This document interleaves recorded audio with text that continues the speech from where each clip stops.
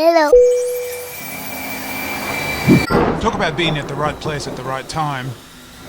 That is Lake Geneva, and where we are perched is Chardon.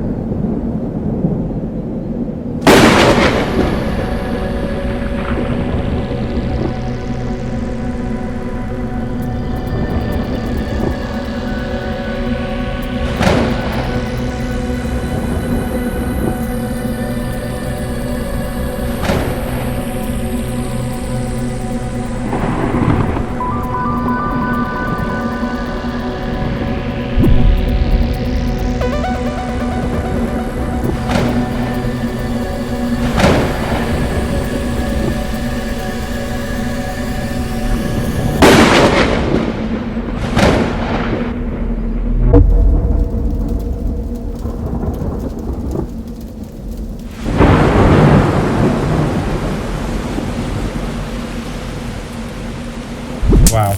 Wow. It's impressive, isn't it?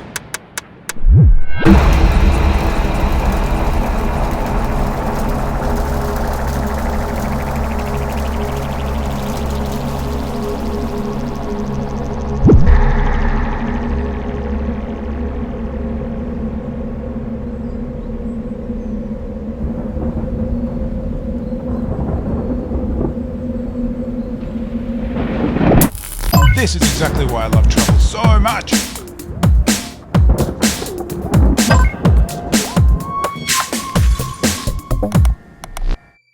And we'll have another video up soon, won't we? We will.